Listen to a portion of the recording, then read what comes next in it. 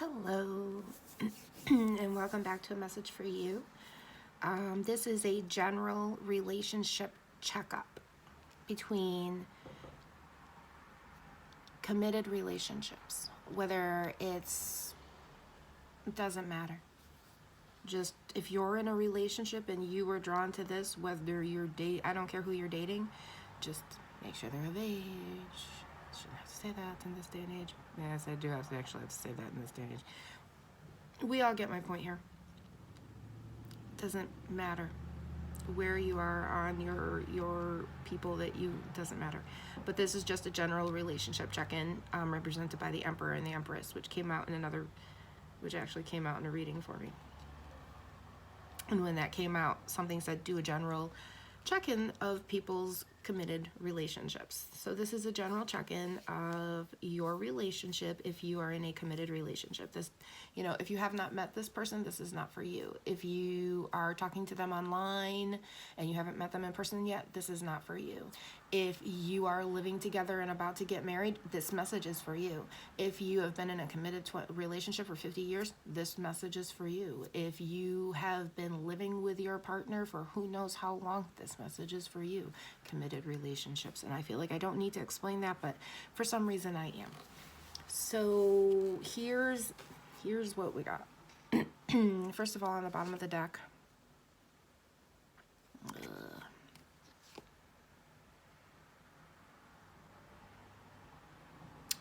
we have the Nine of Swords. Where once there was balance,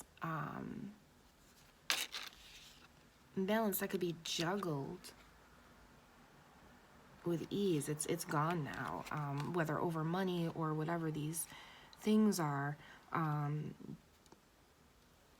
There have been some sorrows, some real major sorrows.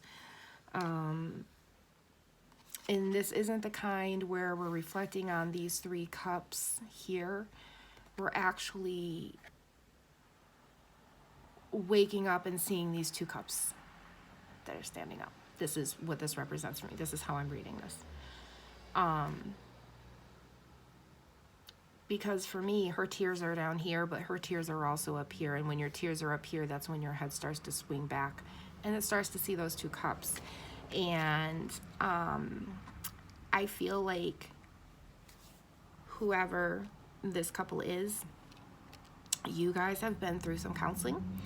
You have been through some deceit. You have been through some real time, I'm being told, judgment. Something has happened in your relationship, and this was not okay. Whatever this was, it is not okay. Was not okay. And I'm really and truly being told that even though you guys did try the counseling to rectify this, to see how you guys could come back together, it's not working. It's not working. And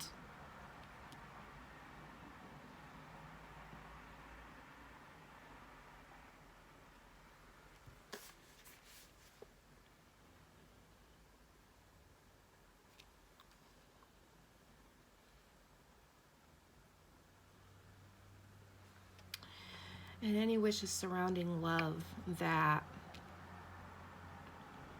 one of these partners had is done. They're done. They're done. They're done. So if you know you've been going to counseling and you did something wrong and you know your partner's only going to stand it for so long and you are listening to me, they're done. They're done. They're done.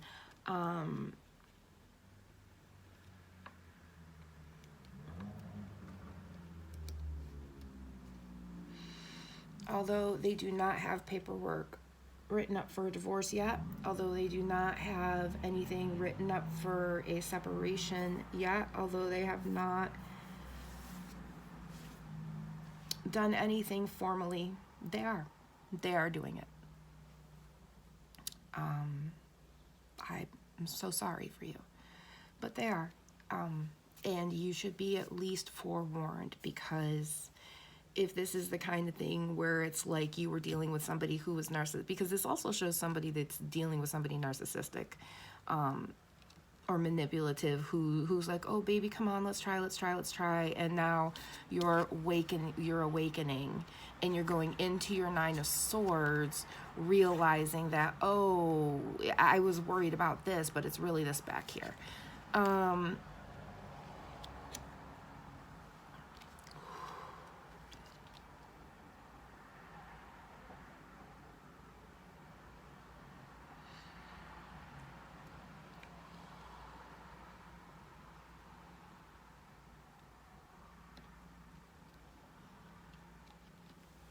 And yes, for me, upright and I don't read cards the same as everybody else, if that's what you need to know. I don't know who needs to know that, but there you go. So yes, you know, I want to say like a feminine made a wish upon a star for a masculine that was wonderful, and he came along and you thought he was everything, but he's, you know, he's just, you thought he was the wheel of fortune, you thought he was the world, and he turned out to be like a little boy. And take that how it resonates, because if you walked into a relationship and that person on the feminine side was acting the same way or whatever, you know, take that how it resonates for you, because if it feels right, take it. Because you can always swap words around. And of course, you know, not every part resonates for every person.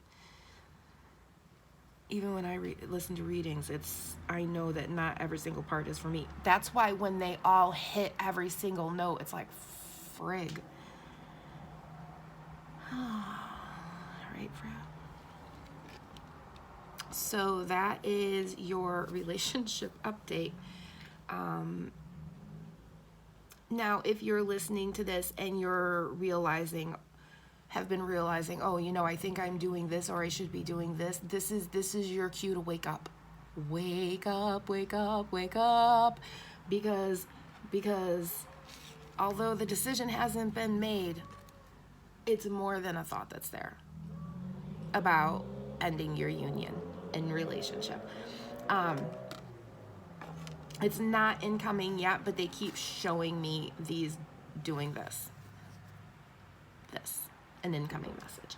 So your person is 100% thinking about this. They are 100% in that headspace of, I don't want this relationship any longer and I need to move on from it for my own mental health and betterment. And when they come and tell you this, don't try to sweet talk them. Don't try to baby them. Don't try to, just accept it, because this is what they want. At least get a reason as to why they want it. And when they sit there and they give you the reason for it, accept it. Don't try to argue with it, because they're seeing something that you're not seeing, because they feel the need to end this relationship because you're not doing what you're supposed to do.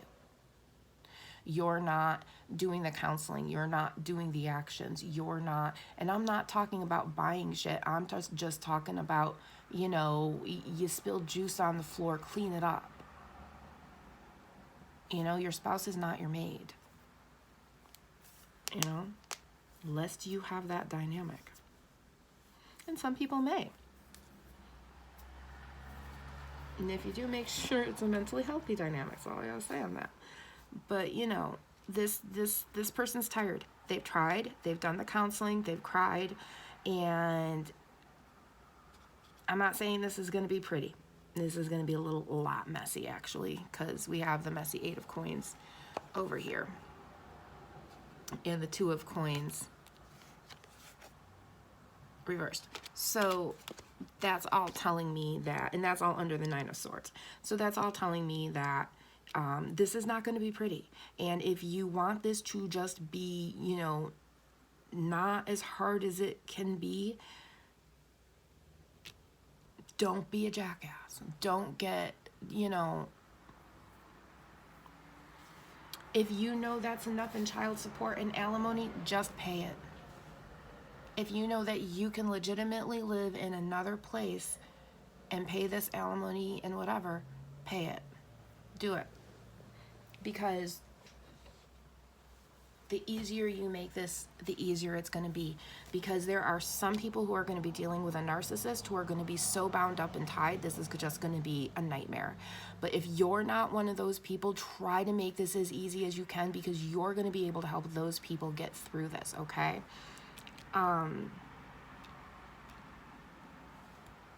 But that's what's going on. This fulfillment of a wish for marriage is ending because one of the parties is no longer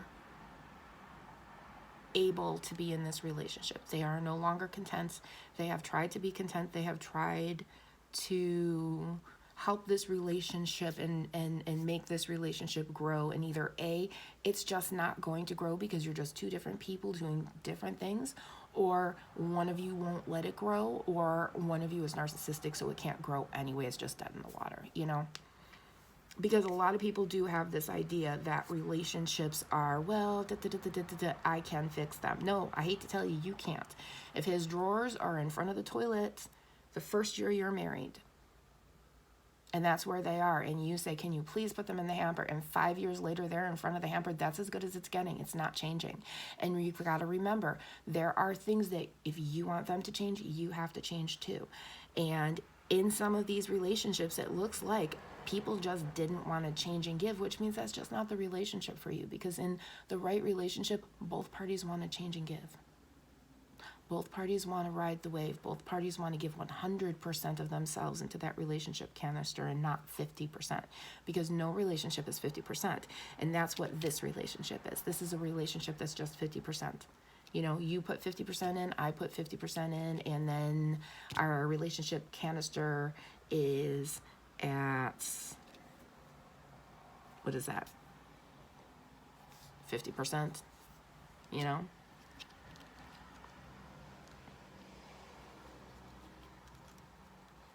Because you have to put yourself fully, it's 100%, no, actually it's 25%, because you have to put 100% of yourself into a relationship to get that relationship canister up to 50%.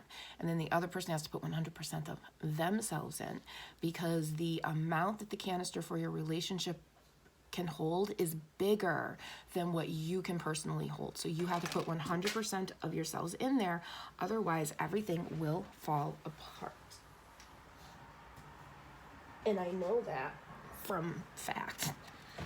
I had a marriage where he didn't want to put 100% in, and then I had a marriage where he did. And there's a difference. There's a difference. I've also been in the relationship that is absolutely wonderful, and then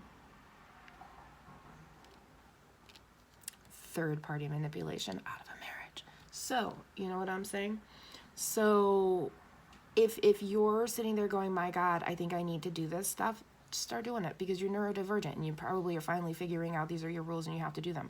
Go to your spouse or your partner and say, listen, I just realized I had to do this, and I just wanted to let you know I'm going to go do this now. I know I'm a little late to the game, but the more you tell them what you're doing and how you're thinking, the more they can help you around all of that. I don't know why I'm telling you this, but maybe somebody needs to know that, because you know, maybe there is that one person out there who's just like, yeah, you know what, I just need to start doing this because this is what they're asking. And then that person wanting to get the divorce completely and totally says, yeah, let's just not. You know, we're working on it better, which means that then you're more progressing. So take this how it resonates, and I'm very, very deeply sorry about the end of your marriage. But you know what? This is going to be better for you, because your next partner will understand those needs and you'll understand their needs, and you'll both be willing to put 100% of yourselves into that canister. Because right here it's very obvious that either one person was doing it, neither person was doing it, or nobody was putting enough in to actually have that relationship, because this relationship isn't going to succeed after a period of time if you haven't put enough in there. So that's relationships. Anyway, welcome to my relationship talk. Anyway, be good, behave, be happy, be yourself, and good night. God bless you. We love you. And I'm going to wrap this up here because I think I've said enough. And also don't forget to get your therapy, get your counseling. As as a cosmetologist, I have never talked to a child that liked the 50-50 split and having to have everything at everybody's houses. Things just to consider. Those are just side notes. So, yeah. Anyway. Ooh, God, you guys got to get some talking out, too. Anyway, that is the update on your current relationship situation. Have a good night, everybody.